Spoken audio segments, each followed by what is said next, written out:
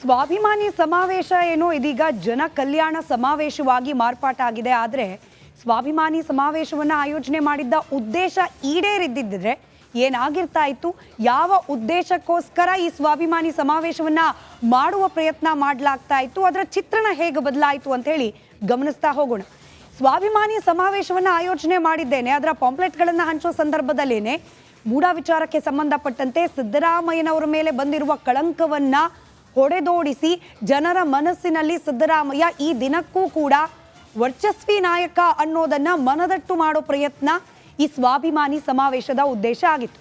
ಅವ್ರು ಅನ್ಕೊಂಡಂಗೆ ನಡೆದಿದ್ರೆ ಸಿದ್ದರಾಮಯ್ಯನವರ ವರ್ಚಸ್ಸು ಈ ಸ್ವಾಭಿಮಾನಿ ಸಮಾವೇಶದ ವೇದಿಕೆ ಮೂಲಕ ಮತ್ತಷ್ಟು ಹೆಚ್ಚಾಗುವ ನಿರೀಕ್ಷೆ ಇತ್ತು.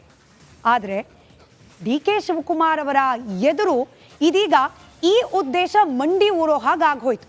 ಡಿ.ಕೆ. ಶಿವಕುಮಾರ್ ಅವರು ಹೈಕಮಾಂಡ್ ಮಟ್ಟದಲ್ಲಿ ಹೋಗಿ ಸ್ವಾಭಿಮಾನಿ ಸಮಾವೇಶವನ್ನು ಪಕ್ಷದ ಚಿಹ್ನೆಯ ಅಡಿಯಲ್ಲಿ ನಡೆಸೋ ಹಾಗೆ ಮಾಡ್ಕೊಂಡು ಬಂದ ನಂತರದಲ್ಲಿ ಸಿಎಂ ಹಾಗೆ ಅವರ ಸಂಗಡಿಗರ ಉದ್ದೇಶ ಡಿ.ಕೆ. ಶಿವಕುಮಾರ್ ಅವರ ಮುಂದೆ ವಿಫಲವಾಯಿತು ಅನ್ನೋದು ಸ್ಪಷ್ಟವಾಗ್ತಾ ಇದೆ. ಮತ್ತೊಂದು ಕಡೆ ಈ ಸ್ವಾಭಿಮಾನಿ ಸಮಾವೇಶ ನಡೆಸೋ ಮೂಲಕ ಇನ್ ಕೇಸ್ ನಾಳೆ ದಿನ ಏನಾದರೂ ಈ ಮೂಢ ವಿಚಾರಕ್ಕೆ ಸಂಬಂಧಪಟ್ಟಂತೆ ಕಾನೂನಾತ್ಮಕ ಸಂಕಷ್ಟಗಳು ಎದುರಾಗಿ ಹೈಕಮಾಂಡ್ ಮಟ್ಟದಿಂದಲೇ ಸಿದ್ದರಾಮಯ್ಯನವರನ್ನ ಕುರ್ಚಿಯಿಂದ ಕೆಳಗಿಳಿಸೋ ಪ್ರಯತ್ನ ಆಗೋ ಹಂತಕ್ಕೆ ಹೋದರೆ ಸಿದ್ದರಾಮಯ್ಯನವರಿಗೆ ಬೆಂಬಲ ಎಷ್ಟಿದೆ ಅನ್ನೋದನ್ನ ಒಂದು ಮೆಸೇಜ್ ಪಾಸ್ ಮಾಡುವ ಪ್ರಯತ್ನವನ್ನ ಈ ಸ್ವಾಭಿಮಾನಿ ಸಮಾವೇಶದ ವೇದಿಕೆ ಮೇಲಾಗುವ ಶಕ್ತಿ ಪ್ರದರ್ಶನದ ಮೂಲಕ ಮಾಡೋ ಪ್ರಯತ್ನವನ್ನ ಸಿದ್ದರಾಮಯ್ಯ ಹಾಗೆ ಅವರ ಸಂಗಡಿಗರು ಮಾಡಿಕೊಂಡಿದ್ರು.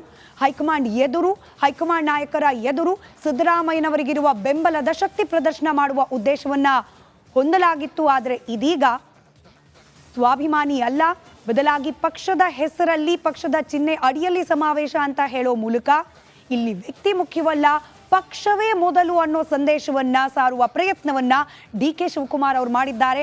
Yet again DK. Shivakumar is a Congress man, Congress loyal man ಅನ್ನೋ ಸಂದೇಶವನ್ನ ಹೈಕಮಾಂಡ್ ನಾಯಕರಿಗೆ ಡಿ.ಕೆ. ಶಿವಕುಮಾರ್ ಈ ಮೂಲಕ ಪಾಸ್ ಮಾಡಿದ್ದಾರೆ. ಮತ್ತೊಂದು ಕಡೆ ಈ ಸಮಾವೇಶ ನಡೀತಾ ಇರೋದು ಹಾಸನದಲ್ಲಿ. ಹೇಳಿ ಕೇಳಿ ಒಕ್ಕಲಿಗ ಸಮುದಾಯದ ಭದ್ರಕೋಟೆ ಪ್ರಾಬಲ್ಯ ಇರುವಂತಹ ಜಾಗ ಅದು.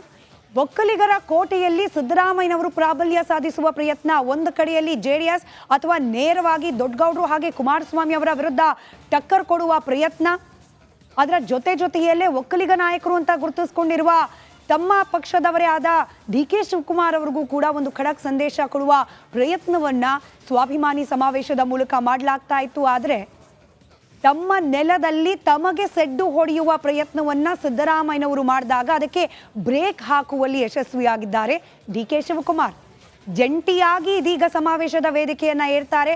ಜಂಟಿಯಾಗಿ ಕಾರ್ಯಕ್ರಮದ ಮುಂದಾಳತ್ವವನ್ನು ವಹಿಸುವ ಅನಿವಾರ್ಯತೆ, ಇಬ್ಬರದ್ದೂ ಭಾಷಣಗಳನ್ನ ಕೇಳಿಸಿಕೊಳ್ಳುವ ಅನಿವಾರ್ಯತೆ ಕಾಂಗ್ರೆಸ್ನ ಕಾರ್ಯಕರ್ತರದ್ದು ಅಥವಾ ಅಲ್ಲಿ ಸೇರುವ ಜನರದ್ದು ಅನ್ನುವ ಹಂತಕ್ಕೆ ತರುವಲ್ಲಿ ಯಶಸ್ವಿಯಾಗಿದ್ದಾರೆ DK. Shivakumar.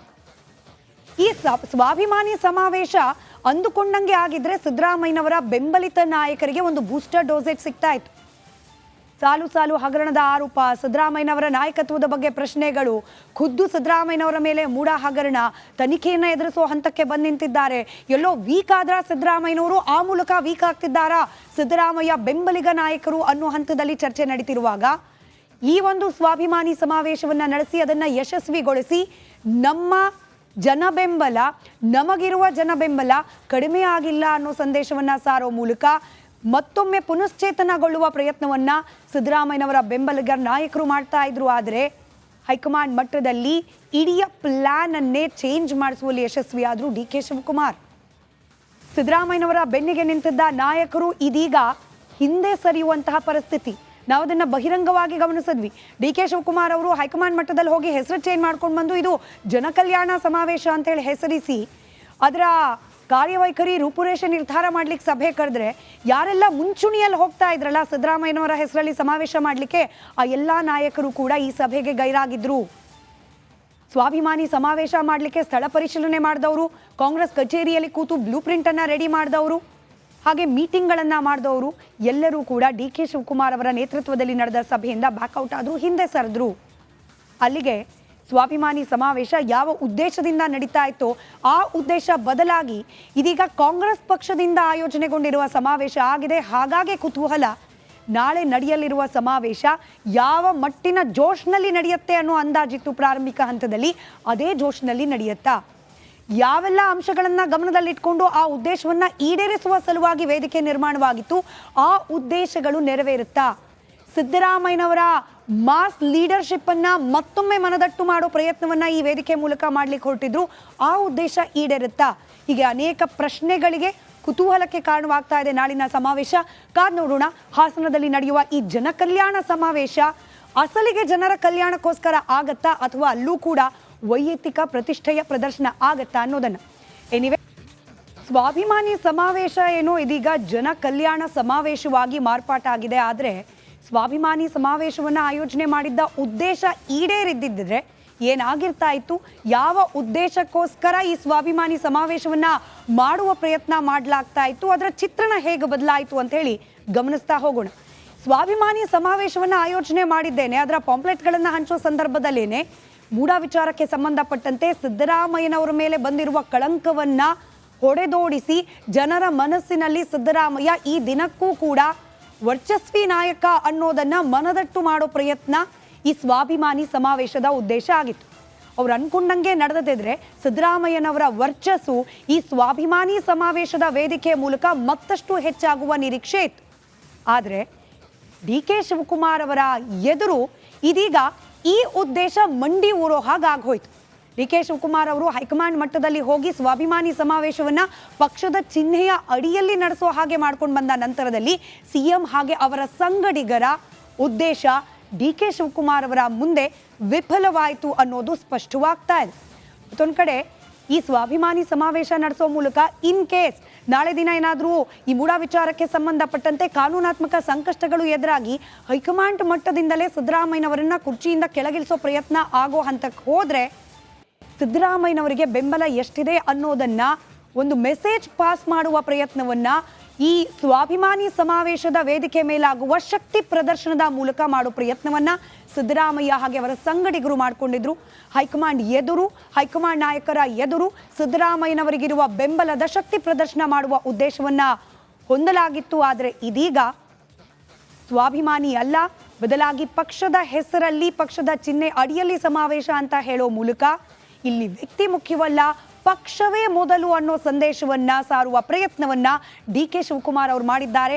Yet again DK. Shivakumar is a Congress man, Congress loyal man ಅನ್ನೋ ಸಂದೇಶವನ್ನ ಹೈಕಮಾಂಡ್ ನಾಯಕರಿಗೆ ಡಿ.ಕೆ. ಶಿವಕುಮಾರ್ ಈ ಮೂಲಕ ಪಾಸ್ ಮಾಡಿದ್ದಾರೆ. ಮತ್ತೊಂದು ಕಡೆ ಈ ಸಮಾವೇಶ ನಡೀತಾ ಇರೋದು ಹಾಸನದಲ್ಲಿ. ಹೇಳಿ ಕೇಳಿ ಒಕ್ಕಲಿಗ ಸಮುದಾಯದ ಭದ್ರಕೋಟೆ ಪ್ರಾಬಲ್ಯ ಇರುವಂತಹ ಜಾಗ ಅದು.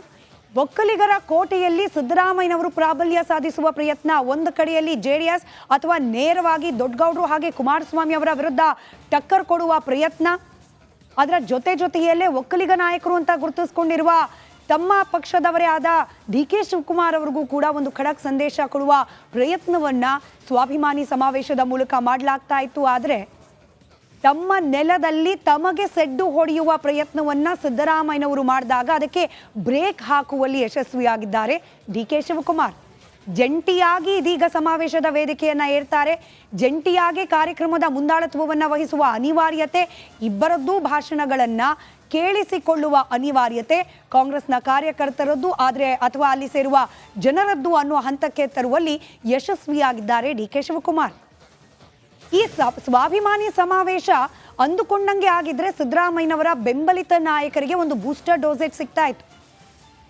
ಸಾಲು ಹಗರಣದ ಆರೋಪ, ಸಿದ್ದರಾಮಯ್ಯನವರ ನಾಯಕತ್ವದ ಬಗ್ಗೆ ಪ್ರಶ್ನೆಗಳು, ಖುದ್ದು ಸಿದ್ದರಾಮಯ್ಯನವರ ಮೇಲೆ ಮೂಢ ಹಗರಣ ತನಿಖೆಯನ್ನು ಎದುರಿಸೋ ಹಂತಕ್ಕೆ ಬಂದು ನಿಂತಿದ್ದಾರೆ. ಎಲ್ಲೋ ವೀಕ್ ಆದ್ರ ಸಿದ್ದರಾಮಯ್ಯನವರು, ಆ ಮೂಲಕ ವೀಕ್ ಆಗ್ತಿದ್ದಾರಾ ಸಿದ್ದರಾಮಯ್ಯ ಬೆಂಬಲಿಗ ನಾಯಕರು ಅನ್ನೋ ಹಂತದಲ್ಲಿ ಚರ್ಚೆ ನಡೀತಿರುವಾಗ ಈ ಒಂದು ಸ್ವಾಭಿಮಾನಿ ಸಮಾವೇಶವನ್ನ ನಡೆಸಿ ಅದನ್ನ ಯಶಸ್ವಿಗೊಳಿಸಿ ನಮಗಿರುವ ಜನ ಬೆಂಬಲ ಕಡಿಮೆ ಆಗಿಲ್ಲ ಅನ್ನೋ ಸಂದೇಶವನ್ನ ಸಾರೋ ಮೂಲಕ ಮತ್ತೊಮ್ಮೆ ಪುನಶ್ಚೇತನಗೊಳ್ಳುವ ಪ್ರಯತ್ನವನ್ನ ಸಿದ್ದರಾಮಯ್ಯನವರ ಬೆಂಬಲಿಗರ ನಾಯಕರು ಮಾಡ್ತಾ ಇದ್ರು. ಆದರೆ ಹೈಕಮಾಂಡ್ ಮಟ್ಟದಲ್ಲಿ ಇಡೀ ಪ್ಲಾನ್ ಅನ್ನೇ ಚೇಂಜ್ ಮಾಡಿಸುವಲ್ಲಿ ಯಶಸ್ವಿಯಾದ್ರು ಡಿ.ಕೆ. ಶಿವಕುಮಾರ್.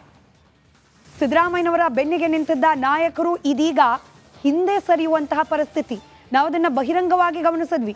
ಡಿ.ಕೆ. ಶಿವಕುಮಾರ್ ಅವರು ಹೈಕಮಾಂಡ್ ಮಟ್ಟದಲ್ಲಿ ಹೋಗಿ ಹೆಸರು ಚೇಂಜ್ ಮಾಡ್ಕೊಂಡು ಬಂದು ಇದು ಜನಕಲ್ಯಾಣ ಸಮಾವೇಶ ಅಂತೇಳಿ ಹೆಸರಿಸಿ ಅದರ ಕಾರ್ಯವೈಖರಿ ರೂಪುರೇಷೆ ನಿರ್ಧಾರ ಮಾಡ್ಲಿಕ್ಕೆ ಸಭೆ ಕರೆದ್ರೆ ಯಾರೆಲ್ಲ ಮುಂಚೂಣಿಯಲ್ಲಿ ಹೋಗ್ತಾ ಇದ್ರಲ್ಲ ಸಿದ್ದರಾಮಯ್ಯನವರ ಹೆಸರಲ್ಲಿ ಸಮಾವೇಶ ಮಾಡಲಿಕ್ಕೆ, ಆ ಎಲ್ಲ ನಾಯಕರು ಕೂಡ ಈ ಸಭೆಗೆ ಗೈರಾಗಿದ್ರು. ಸ್ವಾಭಿಮಾನಿ ಸಮಾವೇಶ ಮಾಡಲಿಕ್ಕೆ ಸ್ಥಳ ಪರಿಶೀಲನೆ ಮಾಡಿದವರು, ಕಾಂಗ್ರೆಸ್ ಕಚೇರಿಯಲ್ಲಿ ಕೂತು ಬ್ಲೂ ಪ್ರಿಂಟನ್ನು ರೆಡಿ ಮಾಡಿದವರು, ಹಾಗೆ ಮೀಟಿಂಗ್ಗಳನ್ನು ಮಾಡಿದವರು ಎಲ್ಲರೂ ಕೂಡ ಡಿ ಕೆ ಶಿವಕುಮಾರ್ ಅವರ ನೇತೃತ್ವದಲ್ಲಿ ನಡೆದ ಸಭೆಯಿಂದ ಬ್ಯಾಕ್ಔಟ್ ಆದರೂ, ಹಿಂದೆ ಸರಿದ್ರು. ಅಲ್ಲಿಗೆ ಸ್ವಾಭಿಮಾನಿ ಸಮಾವೇಶ ಯಾವ ಉದ್ದೇಶದಿಂದ ನಡೀತಾ ಇತ್ತೋ ಆ ಉದ್ದೇಶ ಬದಲಾಗಿ ಇದೀಗ ಕಾಂಗ್ರೆಸ್ ಪಕ್ಷದಿಂದ ಆಯೋಜನೆಗೊಂಡಿರುವ ಸಮಾವೇಶ ಆಗಿದೆ. ಹಾಗಾಗಿ ಕುತೂಹಲ, ನಾಳೆ ನಡೆಯಲಿರುವ ಸಮಾವೇಶ ಯಾವ ಮಟ್ಟಿನ ಜೋಶ್ನಲ್ಲಿ ನಡೆಯುತ್ತೆ ಅನ್ನೋ ಅಂದಾಜಿತ್ತು ಪ್ರಾರಂಭಿಕ ಹಂತದಲ್ಲಿ. ಅದೇ ಜೋಶ್ನಲ್ಲಿ ನಡೆಯುತ್ತಾ? ಯಾವೆಲ್ಲ ಅಂಶಗಳನ್ನು ಗಮನದಲ್ಲಿಟ್ಕೊಂಡು ಆ ಉದ್ದೇಶವನ್ನು ಈಡೇರಿಸುವ ಸಲುವಾಗಿ ವೇದಿಕೆ ನಿರ್ಮಾಣವಾಗಿತ್ತು, ಆ ಉದ್ದೇಶಗಳು ನೆರವೇರುತ್ತಾ? ಸಿದ್ದರಾಮಯ್ಯನವರ ಮಾಸ್ ಲೀಡರ್ಶಿಪ್ ಅನ್ನ ಮತ್ತೊಮ್ಮೆ ಮನದಟ್ಟು ಮಾಡೋ ಪ್ರಯತ್ನವನ್ನ ಈ ವೇದಿಕೆ ಮೂಲಕ ಮಾಡ್ಲಿಕ್ಕೆ ಹೊರಟಿದ್ರು, ಆ ಉದ್ದೇಶ ಈಡೇರುತ್ತಾ? ಹೀಗೆ ಅನೇಕ ಪ್ರಶ್ನೆಗಳಿಗೆ ಕುತೂಹಲಕ್ಕೆ ಕಾರಣವಾಗ್ತಾ ಇದೆ ನಾಳಿನ ಸಮಾವೇಶ. ಕಾದ್ ನೋಡೋಣ.